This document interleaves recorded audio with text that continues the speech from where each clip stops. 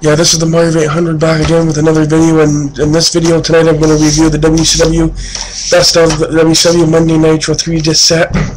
And this is a very good set, by the way. I give this a 10. This is a very good set, and I want to get in and talk about the best stuff on this set. Now, of course, you're not going to get everything on this set, but you do get a lot of good stuff. I'm going to show you by showing you the cover, all the artwork on the cover. There you got Sting, Goldberg, Ric Flair, the Giant, now known as Big Show, Rey Mysterio, Eric Bischoff, the NWO from WWE. Actually, that picture of the NWO is from WWE 2002, not WCW. Diamond Dallas Page. You open it up, there's the artwork on the inside, which is pretty nice. And then when you open it up, you get the 3 discs, and they're not designed any different. It just says disc 1, 2, 3 of the Monday Nitro logo. And of course, there's no slit. That's what makes it harder to do these reviews now, because you gotta try to remember all the matches off the top of your head. But I don't know if I'm gonna be able to remember all of them, but I'm gonna try my best to get to the best ones. Like I said, they don't put the slips in these anymore, so it's hard to do the review on them. But it starts off, of course, from the debut in September '95, and the very first Monday Nitro. You get Brian Pillman versus Jason Thunder Liger in a very good match. You get Hogan versus Big Bubba Rogers, which was the main event that night. Pretty good, not too bad. But the thing I didn't like about the very first episode that they didn't put on this DVD is that they didn't put the match between Ric Flair and Sting on there, which was a shame, because it showed when Luger walked out during the match when he came back from the WWE. But they put the last match of the WCW aired in March 2001, a Sting against Ric Flair, the very last WCW Monday Nitro, but they didn't put the first one on there between them from the first Monday Nitro. It didn't make sense. And then you get, of course, Hulk Hogan and Randy Savage teaming up against Anderson and Flair, which was a good tag team match. You get Lex Luger and Sting teaming up against the Road Warriors for the World Tag Team Championship, which they win. You get the parking lot brawl between William Regal and Finlay, and he was known as the Belfast Bruiser. You get see what else I remember. Eddie Guerrero versus Ric Flair from '96 was on the set, which was really good. You get a lot of NWO stuff on here from 1996. Like, you get a lot of their segments and stuff. Like, you get the one where they attack Piper. That's the same where Eric Bischoff turns heel. You get the one where they attack, where the Outsiders in the back parking lot attack Rey Mysterio, Alexander Bagwell. They attack a bunch of wrestlers out in the back parking lot. You get let me think of all the ones you get on here if I can remember them all. There's so many NWO stuff on here from the original 3 members, which I was really happy to see that on here. What else do you get from '96 for matches? Let me see if I can think of them. Like I said, it's hard without a slip now to go over every match, but what else do you get from '96? It's really good. Steiners, no. Viper.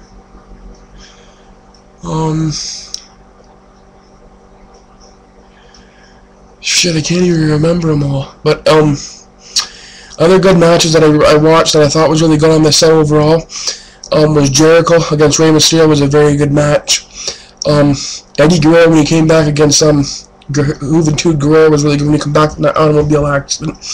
And also on this set, you actually get to see Chris Benoit, believe it or not, which I was actually surprised that they put Chris Benoit on the set, but you get to see him in the Horseman segments. You don't actually get any matches from Benoit, but you get to see him in the Horseman segments. When the Horseman came back, when Ric Flair came back from being suspended by WCW, Eric Bischoff had that thing with Eric Bischoff in the ring where he told Eric Bischoff, called him a piece of shit and everything, and said he can go to hell and all that in the ring. Well, you get that on here, and the Horseman reunited, and you can see Ric Flair come in. He went, everything that you seen pretty well that night in the ring was 100% real, like Flair said before. He never liked Bischoff, had hatred for Eric Bischoff.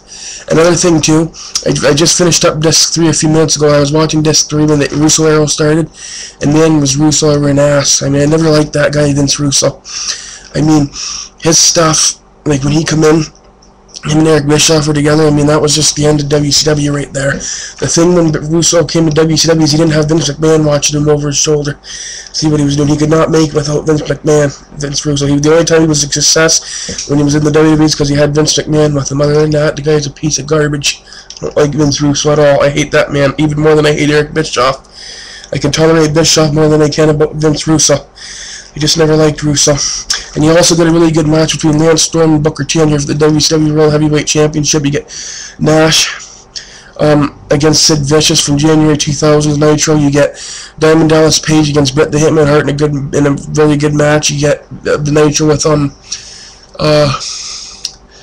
you think it was on the, oh yeah, you get 3 count, but actually they put 3 count on this set as well. I never liked 3 count, but they're on here. And then you get from 2000, I wanted to think of some more of the 2000 Nitros towards the end. Oh, then of course in '98 you get the Hogan versus Goldberg match, or of course Goldberg wins the World Heavyweight title from Hogan, and you also get the Giant and Scott Hall teaming up against Sting and Nash, where they win the tag team titles, and you get what are the ones am I missing in the back here that I could. The debuts, yeah, they have all the Scott Hall and Kevin Nash debuts, and the one where they confront Eric Bischoff and Nitro, you get that where Hall and Nash come in and they, as the outsiders, and they confront Eric Bischoff. That's on here. You got oh, you got the NWO's controversial 4 Horsemen party where they dress up as the 4 Horsemen and mock the 4 Horsemen. Kevin Nash dressed up as Arnie Anderson, that was not one of my favorite skits. I think that was, I don't know, I never liked that, them mocking the 4 Horsemen, but I mean, at the time I thought it was funny, and I was a kid, but looking back on that, that was awful, what they did to the Horsemen on that thing. I never really cared for that, but, yeah, so anyways, what else can I think about on this set that you get? Like, this set's 8 hours altogether, this set here. You get 8 hours of wrestling. I wish I would have made it 9, but they could have put some more matches. Like I said, this doesn't have everything on it. There's a lot of stuff they missed out on, but it does have a lot of other good stuff on it. And then, of course, you get from '97. It shows, I think it shows Hogan against Page on another Nitro match. It was clipped though. I think they started halfway into the match or whatever. It was clipped. It was like. It was halfway through it, and then you got Diamond Page against Mark Starr, which was not very good. And the NWO comes out at the end of the match and tries to get Page to join the NWO, but she would not join the NWO. And then you get from 1999, one of my favorites. I remember watching Nitro when one of my favorites, where Hulk Hogan returns with the red and yellow, teaming up with Goldberg and Sting, and they defeat Rick Steiner, Sid Vicious, and Nash in that match, which was a pretty good tag team match, them 3 teaming up. And then, what else can I think of that you get on the set? I try to remember, I don't want to try to think of everything I can about the set, because like I said, it's hard without a slip now to go over all the matches, but, yeah, so you get the final Nitro, you get to see Vince McMahon purchasing Nitro, which was, pretty revealing when Vince McMahon finally repurchased Nitro, which I didn't really like that one. Vince McMahon purchased Nitro. I was really sad to see Nitro come to an end, but you kind of knew it was going to happen. And then, you get Eric Bischoff against Ric Flair, where Ric Flair takes back control of WCW. That's on here. That one was pretty good. Everybody coming out interfering. And then, of course, Ric Flair putting Eric Bischoff in the figure 4 at the end of the match and winning it. Back control power of WCW. And you also get when the Vince Russo Eric Bischoff era starts, it shows all the wrestlers in the ring. It comes out, has them, Jeff Jarrett and all them coming out talking. And you hear Vince Russo call Ric Flair a piece of shit on his shoes or whatever. He's like, a piece of shit on your shoes that you can't swipe off. No, if anybody's a piece of shit, in my opinion, it's Vince Russo's a piece of shit, not Ric Flair. And then they confront Hogan and that, and they say he's a piece of garbage and all this crap and that on there. Vince Russo and Eric Bischoff, which I don't like either one of them, but I hate Russo even more than Bischoff. I don't like neither one of them guys, but at least I can tolerate Bischoff more than Russo. But yeah, you get that on there, and you just get a lot of really good stuff on this set. I definitely recommend people picking this Nitro set up. It's very, very good. If you don't have it in your set, go out and pick it up because you'll love it. Just an awesome set. So, and I quickly want to read, I didn't read on the back, I quickly want to read all the back here where it says, when WCW debuted Monday Nitro live on TNT in 1995, the opening shots of the infamous Monday Night War was officially launched. Fans tune in each week to see the traditional style of NWA legends like Nature Boy, Ric Flair, and Anderson. Shockingly, WWE defection, high-flying excitement from the cruiserweights like Rey Mysterio, Chris Jericho, and the controversial moments from the revolutionary New World Order. WCW Monday Nitro and its impressive roster of stars including Sting, Goldberg, and Hollywood Hogan would dominate the war for a rating of 84 consecutive consecutive weeks. Now, for the first time ever, fans can relive the greatest moments and matches from this historic show and the very best of WCW Monday Nitro. The 3-disc set, 8-hour set is hosted by former WCW World Heavyweight Champion Diamond Dallas Page, which he hosts and does a good job, by the way, and has more than 24 Nitro's greatest matches and countless controversial, shocking, numerous moments. So just like I said, all in all, a very good set. And my friend down here, YWC Addict 84, loves 3 count, by the way, too. That was his favorite back in the day. He used to dance when 3 count and not come out, danced with him. That was his favorite trio, 3 count. Evan Courageous, Shannon Moore, and Shane Helms that went on to become the Hurricane. In WWE, they were the ones that were 3 count, and that was Brandon's favorite duo, 3 count. He loved them guys. 3 count when they come out and dance, and now he really got into it. And it shows that Nitro, and there Tank Abbott introduces 3 count, and they come out and you see Tank Abbott dancing outside the ring on the floor. Like, that was brutal. Watching Tank Abbott trying to dance the 3 count music. It's awful. But anyways, all in all, this set, like I said, I can't describe how good this set is. I love every minute of this set. Just an awesome, awesome set. And like I said, I'm sorry if I missed all the match. I just can't remember every single one. I've tried my best, but with all the good moments. So I know this ain't going to be the best Nitro review on this set, but I've tried to do what I could. Like I said, it's hard without slips now to review all this, but I wish WWE would start putting the slips back in these sets again, but I don't think they will. Anyways, there's a good shot of Goldberg. And then also here you get Hogan dropping the leg. I can't tell who that is. Her face is covered in that. That's who that would be. I think it's Goldberg, I think.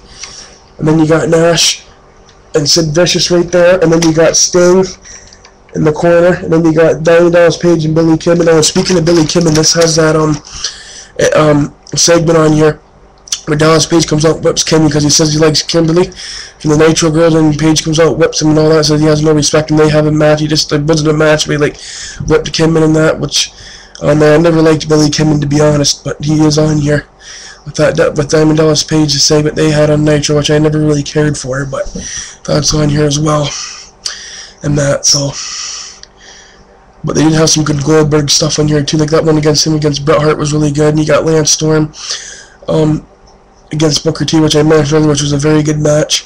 And you got when Lance Storm brought the Canadian flag out and said, "If I could be serious for a minute," which he always did, which I always loved when I watched Lance Storm, and he would do that. "If I could be serious for a minute," that was his best line that he did, watching him do that. But it was just funny. But all in all, I thought this could have had more Ric Flair on it too. I don't think they put enough Flair on here, in my opinion. I don't know why they didn't have a lot of more Flair on here than what they did. Like I said, the first match from Nitro between Flair and Sting should have been on the set. I mean, they put the last one on there from 2001, the very last Nitro. Why couldn't they put the first one on there? Like, it didn't make sense, but that's WWE. Sometimes they don't make sense with their sets. They remake them and keep, like, recycling the same stuff again, or, not doing things properly, but that should have been on there, but it wasn't. But yeah, so all in all, like I said, it's a very good set. If you don't have it, definitely pick this set up. But WCW Monday Nitro, it's a very good set. If you don't have it, you definitely need to go pick it up. And like I said, I give it a 10. I think this set was really well done. And there's even talk about a Volume 2 maybe coming out. You heard that Diamond Dallas Page. I don't know if he was really joking, if there really is going to be a Volume 2 coming out. But he said something about there might be a Volume 2 to Nitro. So I'm crossing my fingers and hoping there is going to be a Volume 2, because there's a lot of stuff this set missed. Like, it's got a lot of good stuff, but there's a lot of stuff that's also missing too that they can put on this set, which is very good. And I absolutely, like I said, love this set. It was very, very good. The stuff with the NWO was just the best, especially when they attacked Sting in the parking lot, where Sting got attacked in the parking lot by the NWO, and then Sting leaves and then he comes back as, like the dead Sting, where he doesn't talk or anything. That was the last one you seen him as the old, Sting with the face paint, before he, I can't even get it out. Before he was like, when he had like the blonde hair and face paint, but it was really dark hair then in '96. But you seen him come out, and then he turned his back to the audience and that, and he didn't show his face or anything. That was the last time you see him until he come back. He took a couple months off, and then when he come back, he was just this thing here. Like the dead scene, they didn't talk or anything like that. They put that segment on there too, which I really enjoyed. So, a lot of good Sting stuff on here too, as well as, like I said, Goldberg. They did put a lot of NWO stuff, a lot of Hogan stuff on here. But they could have used more Ric Flair stuff, in my opinion. But anyways, this has been my review of the WCW Best of Monday Nitro 3 disc set. Definitely pick it up. It's a must-have. And I'm out.